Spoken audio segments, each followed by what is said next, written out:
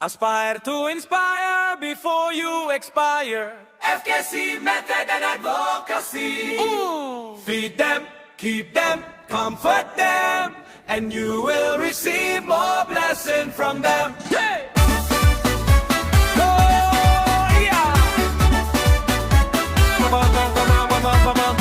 Gawin mo lang ang tamang paglilingkod sa kapwa. Ang kapalit nito ay walang tigil na pagbabala. Maging inspirasyon sa lipunan at sa kapwa. Tatanggap ka sa langit ng maraming biyaya. Aspire to inspire before you expire.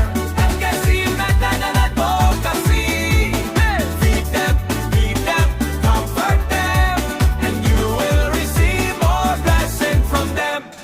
Gawin mo lang ng tama ang trabaho o karir mo. Ang iyong husay at mga talento ay pagbutihin mo. Hayaan mo ang iba na nanggugulo sa buhay mo. Diyos na ang bahala sa kanila, focus ka lang sa gusto mo. Aspire to inspire before you expire.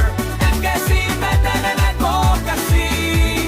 Feed them, keep them, comfort them, and you will receive more blessing from them. Huwag kang bibitaw kahit maraming umayaw. Gawin mo lang ng tama ang iyong mga galaw. Hayaan mo na lang ang maliligalig at mga galaw-gaw. Baka naumay lang sila sa pagkain na puro lugaw. Aspire to inspire before you expire. FKC method and advocacy. Feed them, keep them, comfort them, and you will receive more blessing from them. Sabi nga ni Sampaguita sa kanyang kinakanta, huwag mong pansinin ang naninira sa'yo tuwina.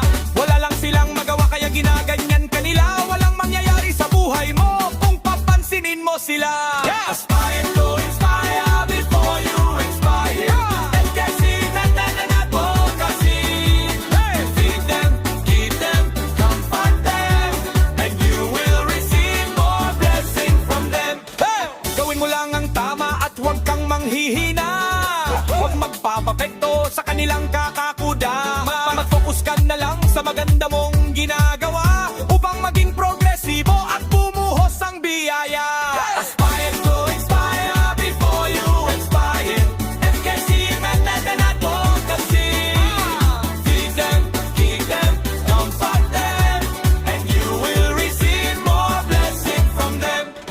Hayaan mo na lang sila sa panggugulo nila sa'yo. Mga inggit-pikit lang sila, di magaya ang talento mo. Isipin mo na lang lagi na biyaya sila sa buhay mo. Habang ikaw ay ginugulo, pinagpapala ka ng husto.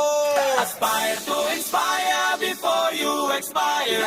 FKC method and advocacy. Feed them, keep them, comfort them, and you will receive more blessing from them. Gawin mo na lang ang tama at makipagkapwa-tao. Maging inspirasyon ng mga naniniwala sa'yo.